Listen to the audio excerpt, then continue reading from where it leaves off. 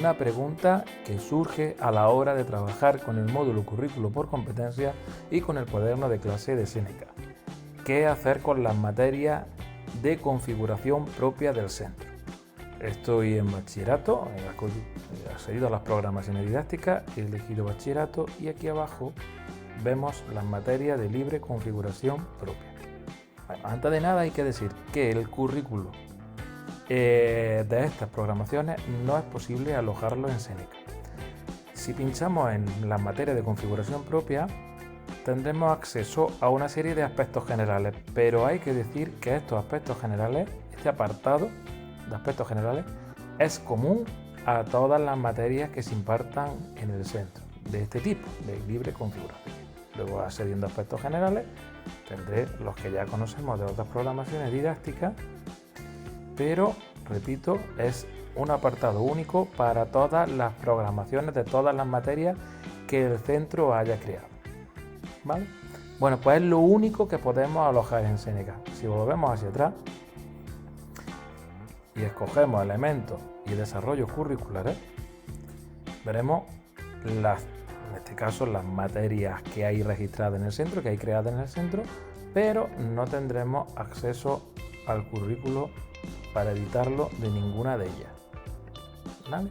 No podemos dar cabida a los criterios de evaluación, a los pesos de esos criterios y a las relaciones de esos criterios con las competencias clave. Bueno, no me voy a extender mucho acerca de mi opinión sobre este aspecto. Por un lado, es malo porque no podemos alojar ahí los criterios de evaluación de estas materias, pero por otro lado, el dar cabida a poder editar ahí los criterios de evaluación de estas materias podría en algún caso tergiversar el funcionamiento de la evaluación por competencia. Imaginemos una materia en la cual se editan muchísimos criterios de evaluación y relacionados con muchas competencias, lo cual alteraría el perfil competencia que está establecido para esta etapa. ¿De acuerdo? Recordar que el perfil competencia hace referencia a los criterios de evaluación de todas las materias que contribuyen a cada una de las competencias.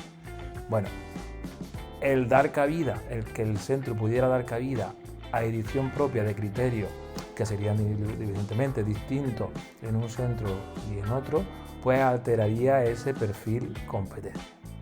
Y en algún caso, pues se tergiversaría la transversalidad, se podría tergiversar la transversalidad que acompaña a las competencias. A pesar de esto no implica que aquellos profesores que impartan esta materia puedan trabajar con el cuaderno de clase.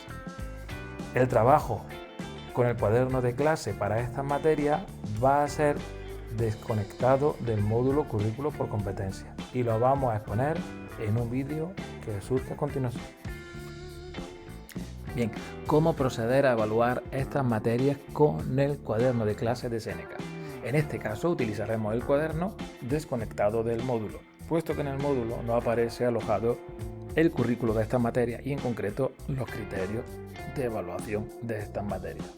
¿Es importante utilizar en estas materias el cuaderno? Sí, es importante porque además puede darse el caso que determinado profesor use para unas materias el cuaderno conectado al módulo, puesto que esas materias tienen currículo alojado en el módulo, y es un sinsentido sacar de Seneca la evaluación de estas materias de libre de configuración propia y utilizar para su evaluación una herramienta distinta al cuaderno de clase. Bien, para el uso del cuaderno en estas materias tendremos que adaptar su uso. Tendremos que hacer un uso un poquito adaptado a esta especificidad que tienen estas materias. Y en concreto, un uso parecido al que explico en otro vídeo referente a cómo usar el cuaderno de clase en formación profesional. Lo voy a explicar rápidamente y sería establecer como categoría evaluable para estas materias los criterios de evaluación de las mismas, los que tengan recogido el proyecto que en su día visó inspección. En segundo lugar, en modelos de calificación procederemos a porcentuar esas categorías, esos criterios. Lo haremos reponderando en cada evaluación, es decir, en la primera evaluación ponderaremos las categorías, los criterios trabajados en esa evaluación, en ese trimestre, desde el inicio hasta la sesión de evaluación. Para la segunda evaluación reponderaremos incluyendo, además de esos criterios trabajados en el primer trimestre, incluyendo también los trabajados en el segundo, de manera que en conjunto, trabajado en el primero y trabajado en el segundo, sumen 100. ¿De acuerdo? Habrá que reponderar.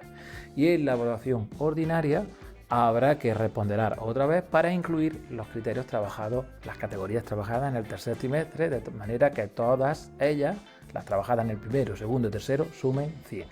¿De acuerdo? ¿Dónde tendremos la propuesta de evaluación de calificación de estas materias? Si para las materias cuya evaluación será con el cuaderno conectado al módulo, la propuesta de calificación va a estar en el módulo, en la ruta visión global, área materia, para estas materias la propuesta de calificación la tendremos en el cuaderno de clase, en concreto en el resumen del cuaderno.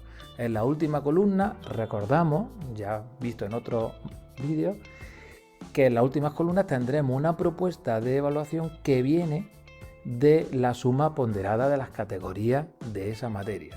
Como en este caso las categorías de esta materia son los criterios de evaluación de las mismas, la propuesta la tendremos ahí y simplemente validando en esa pantalla y ajustando la calificación propuesta tendremos ya la calificación de las materias de libre configuración propia. Bueno, espero haberlo explicado lo mejor posible. Si hay alguna duda, pues en los comentarios me la pueden hacer.